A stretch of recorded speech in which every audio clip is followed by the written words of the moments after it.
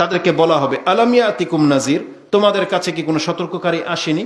তারা বলবে কালু বালা কাদ জাআনা নাযীরুন ফাকাযযাবনা, হ্যাঁ আমাদের কাছে সতর্ককারী এসেছিল কিন্তু আমরা তাদেরকে মিথ্যা প্রতিপন্ন করেছি। আর তারা কি বলবে ওয়াকালু লাউ কুন্না নাসমাউ, এই দেখেন প্রথম সেন্টেন্স, যদি দুনিয়াতে আমরা কথা কি করতাম, শুনতাম। ওয়াকালু লাউ কুন্না নাসমাউ, যদি আমি সেই দিন বা আমাদের দুনিয়াতে যা বলা হয়েছিল যদি আমি শুনতাম, আও নাকিলু, যদি বুঝতাম, মা কুন্না ফি আসহাবিস সাইর, তাহলে আজকে আমি এই প্রজ্বলিত অগ্নির মধ্যে পতিত হই না। তার মানে আল্লাহ বুঝাই দিতে চেয়েছেন যে মানুষ কেন জাহান্নামে যাবে, যারা ধর্মের কথা শুনবে না আর শোনার পরে মানবে না, তাদের এই দশাই হবে। আজকে আমাদের সমাজের চিত্র দেখেন, এই যে বলেছিলাম এই বাচ্চা, তার বাপ মা তাকে যদি শিখাইতো, আহলে হাদিসের পরিবার যেহেতু আপনি বলেছেন, আপনার বাচ্চাকে তো এটা ছোট থেকে শেখানো উচিত ছিল যে মূর্তির সাথে আমাদের শত্রুতাটা কোথায়, পুতুলের সাথে আমাদের সম্পর্কটা কোথায়, এটা তো আপনাকে শেখানো উচিত ছিল। নাহলে এই বাচ্চা 15 বছরের বাচ্চা এটা এই কথা বলতে পারে না। আমার মুখ দিয়ে তো বাচ্চা শব্দটা বেরোচ্ছে, কিন্তু ও তো একজন কর্ণধার, ইসলামের একজন বাহক, ইসলামের একজন দায়িত্বশীল। আল্লাহ তো ওর উপরও দায়িত্ব দিয়েছে, দেয়নি? 15 বছরের বাচ্চার উপর কি ইসলাম ফরজ হয় নাই? কত বছর বয়স থেকে ফরজ? 10 বছর বাচ্চার উপর ইসলাম ফরজ। বরং আরো সেন্সিটিভ বিষয় কি জানেন?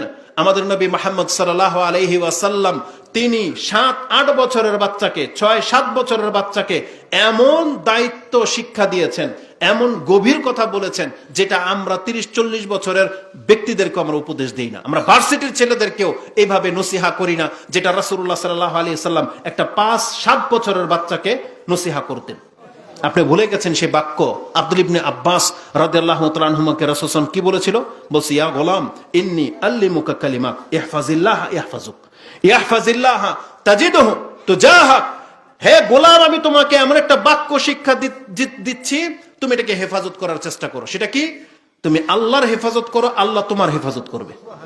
একটা বাচ্চাকে বলতেছে। আচ্ছা বলেন তো ও কি বুঝবে এটা? ওকে তো বলবো আমরা তুমি ডান হাতে খাবা, এই ঝুমতেছে, ওকে বলবো আমরা ডান হাতে খাইবা, বিসমিল্লাহ বলে খাইবা। এটা না আমরা শিখাই বাচ্চাদেরকে?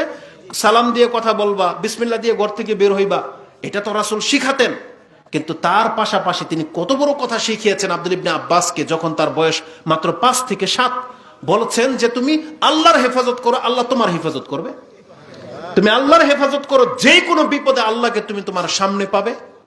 একটা ব্যক্তির সাথে আল্লাহর সম্পর্কটা কিভাবে জুড়ে দেওয়া হচ্ছে, কত গভীর ভাবে, অথচ তার বয়স মাত্র কত। আনাস রাদিয়াল্লাহু তাআলা আনহুকে রাসূলুল্লাহ সাল্লাল্লাহু আলাইহি ওয়াসাল্লাম একটা গোপন কথা বলেছেন, যে কাজটা করে আসো কাউকে বইলো না। মরার সময় আনাস রাদিয়াল্লাহু তাআলা হাদিস বলতেছেন, মরার সময় যে রাসূলের এই আমানতের কথাটা আমি আমার মাকে পর্যন্ত বলি নাই, আর যদি এটা আজও পর্যন্ত গোপনের দায়িত্ব না থাকতো আমি তোমাদেরকে বলে দিতাম। মরার সময় বলতেছে। তার বয়স তখন মাত্র 8 বছরের একটা ছেলে। আপনি চিন্তা করতে পারেন, আপনি আপনার সমাজের এই বাচ্চাগুলো দেখেন তো, ওদের প্রত্যেকের এই যে ওদের 8 হয়ে গেছে। তাহলে ও কেন দিনের খাদেম হবে না? ও কেন দায়িত্বশীল হবে না? অথচ আজকে ওদের এই দশা কেন? কারণ আপনি পিতামাতা হওয়ার পরেও আপনি আমানতকে রক্ষা করেন নাই। এই যে আল্লাহ সুবহানাহু ওয়া তাআলা যে দিন আমাদেরকে দিয়েছেন, যে তাওহীদের জ্ঞান নিয়ে আপনারা বসে আছেন, যে আপনারা বলতেছেন আমরা কোরআন সুন্নাহ ওয়ালা লোক, আমরা শিরিক করি না, আমরা তাওহীদবাদী সমাজ, তাহলে আপনার এই আমানতটাকে ওর পর্যন্ত আপনি দিলেন না কেন? কেন দিলেন না? নাহলে ওই কথা কিভাবে বলতে পারে যেটা আমি টাকাটা কিনেছি? ওর বাপ মার কি করা উচিত ওকে? ও যদি এখন বাপ মা যদি ওকে বের করে দেয় যে এটা কি আনছস তুই শয়তান, যদি ছিদ্র করে দেয়, তাহলে বোঝা যাবে যেন ওর বাপ মা কিছুটা ধর্ম বুঝে। কিন্তু যদি এখন গিয়ে ওর ঘরে গিয়ে আমি দেখতে পাই সেই পুতুলটা আছে, তার রেজাল্টটা কি হবে বলেন? তারপর ও না হয় বাচ্চা, আপনার সমাজে মেলা ঠেলার মধ্যে এগুলো বিক্রি হয়েছে না? আপনি দায়িত্বশীল, আপনার চোখে দেখেন নাই? ওদেরকে ঢুকতে দিলেন কেন? ও বিক্রি করার সাহস কিভাবে পেল? ও তো এটা মাজারের এলাকায় গিয়ে, রেজবির ভান্ডারের এলাকায় গিয়ে ব্যস্ত, আহলে হাদিসের মধ্যে পুতুল নিয়ে ঢুকলো কিভাবে ও? তার মানে আপনারা দিন বুঝেন না। আর না হয় বলবে দূর ওর ব্যাপার ও বুঝবে, আমার ব্যাপার আমি বুঝবো। কিন্তু আল্লাহকে আপনাকে ছেড়ে দিবে? প্রত্যেকে আমরা দায়িত্বশীল না? কুল্লুকুম মাসউলুন, তোমরা প্রত্যেকে দায়িত্বশীল। ওয়া কুল্লুকুম মাসউলুন আন রাইয়া, কুল্লুকুম রাইন ওয়া কুল্লুকুম মাসউলুন আন রাইয়াতিহি, তোমরা প্রত্যেকে দায়িত্বশীল, আর প্রত্যেককে তার দায়িত্ব সম্পর্কে কিন্তু কাল কিয়ামতের মাঠে জিজ্ঞাসা করা হবে। তো আমি ফিরে আসি সেই আয়াতের দিকে, যে বলেছিলাম যারা আজকে দিন পালন করেন না, আপনি সার্টিফিকেটটা পেলেন কোথায় যে এইভাবে ওই আহলে হাদিসের ঘরে জন্ম হওয়ার কারণে আল্লাহ আপনাকে মাফ করে দিবে? আল্লাহ বলছেন আমলাহুম কিতাবুন ফীহি তাদরুসুন, তাদের কাছে কি কোনো এমন কিতাব আছে যে কিতাব থেকে তারা দার্স নিয়েছে?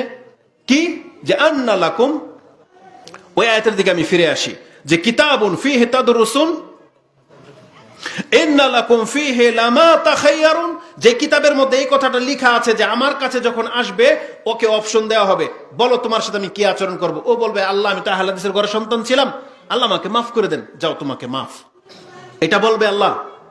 আল্লাহ বলতেছেন যে ও কি এমন কিতাবের সাথে আমি ওর সাথে চুক্তি করেছি যে ও আমার কাছে আসলেই আমি ওকে মাফ করে দিব, যেমন চায় তেমন ফয়সালা হবে। এই কথাটা কোত্থেকে পেলেন? তার মানে আমি বোঝাতে চেয়েছি প্রত্যেকটা মুসলিমকে তার ইমানের সাথে আমলের মিল থাকতে হবে। আপনার ইমানের সাথে যদি আমলের মিল না থাকে, শুধু জন্মসূত্রে আপনি জান্নাত পেতে চান, আপনি আর আমি ধোকায় আছি। আর আল্লাহ কিন্তু সেই ধোকাটাকে দূর করে দিয়েছেন কার মাধ্যমে? নূহ আলাইহিস সালামের মাধ্যমে।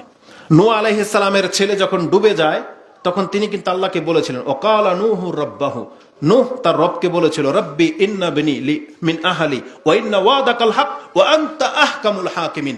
আল্লাহ আমার ছেলে তো ডুবে যাচ্ছে আল্লাহ, আর তুমি উত্তম বিচারক ফয়সালাকারী, তুমি তো আমাকে লাঞ্ছিত করবে না বলেছিলা, কিন্তু আমার সন্তান যে ডুবে যাচ্ছে।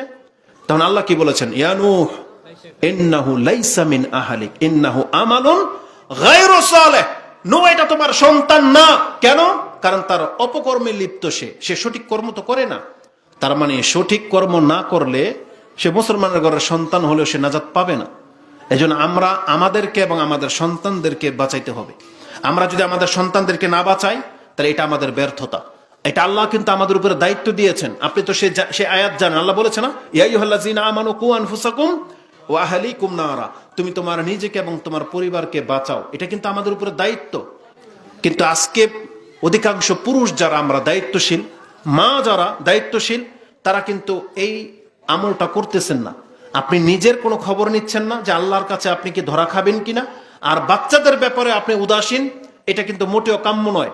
এটা সর্বশেষ আয়াত, এই টপিকসের উপরে ভিত্তি করে আমি আপনাকে বলতে পারি, আপনি চলে আসেন সূরা জুমার 39 নম্বর সূরার 15 নম্বর আয়াতটা আপনি পড়েন। আল্লাহ সুবহানাহু ওয়া তাআলা রাসূলুল্লাহ সাল্লাল্লাহু আলাইহি ওয়াসাল্লামকে বলতেছেন, হে নবী আপনি বলে দেন কুল এ মালুমা শিতুম মিন দুনি, যাও আমার ছাড়া এখন কার ইবাদত করবা করো, কারণ হক বাতিল সবকিছু তোমাদেরকে জানিয়ে দেওয়া হয়েছে।